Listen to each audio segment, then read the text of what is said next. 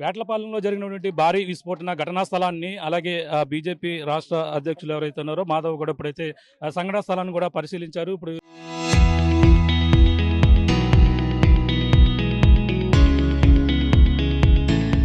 ఇక్కడ ప్రధానంగా ఈ ప్రమాదం ఏ విధంగా జరిగిందనే కోణంలో విచారణ అయితే ఇక్కడ అంతా కూడా పక్కన జరుగుతుంది. సార్, ప్రమాదం ఎలా జరిగింది అంటే మీ ప్రాథమికమైన రిపోర్ట్ ఏ విధంగా వచ్చింది? అంటే బాగా హృదయ విదారకమైన దృశ్యం ఇది.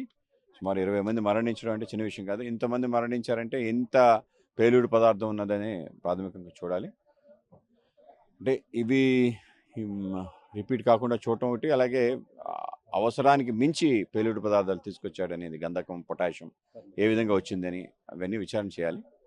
ముందు ఎవరైతే ఉన్నారో వాళ్ళందరినీ కుటుంబాలు ఆదుకోవటం, ఈ యొక్క క్షతగాతులు ఉన్నారు 7 వాళ్ళని రక్షించడం, వాటిపైన దృష్టి పెట్టాలి. కేంద్రం నుంచి ఎటువంటి సహాయం అందబడుతుంది? మా మోడీ గారు ఎటువంటి తప్పనిసరిగా ఎన్డీఆర్ఎఫ్, ఎస్డీఆర్ఎఫ్ సంబంధించిన ఏవైతే ఉన్నాయో అవన్నీ కూడా అందుతాయి.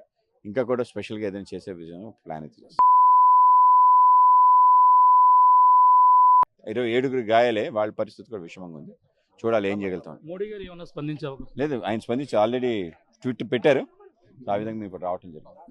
పరిస్థితి ప్రస్తుతం అయితే ఈ ఘటనా స్థలాన్ని అలాగే రాష్ట్ర అధ్యక్షులు ఎవరైతే ఉన్నారో ఇప్పుడైతే మాధవ్ కూడా పరిశీలించారు. అలాగే ఇప్పటి వరకు 21 మంది కూడా చనిపోయారు. వాళ్ళకి సంబంధించిన సహాయక చర్యలు అన్ని కూడా అందించాలని పీఎం నరేంద్ర మోడీ కూడా సహాయం చేయమని చెప్పిన నేపథ్యంలో ఇక్కడ సంఘటనా స్థలాన్ని పరిశీలించామని, అలాగే బీజేపీ రాష్ట్ర అధ్యక్షులు ఇక్కడైతే సమాచారం అయితే చెప్తున్నటువంటి పరిస్థితి ప్రధానంగా ఉందని చెప్పాలి. ఇది కూడా తాజా పరిస్థితి. కెమెరా అనిల్తో ప్రకాష్, RTV, ఈ వేటపాలెం నుంచి. Local to global news at your finger tips. మీ చేతిలో ఒక ఆయుధం. Download Raw TV app.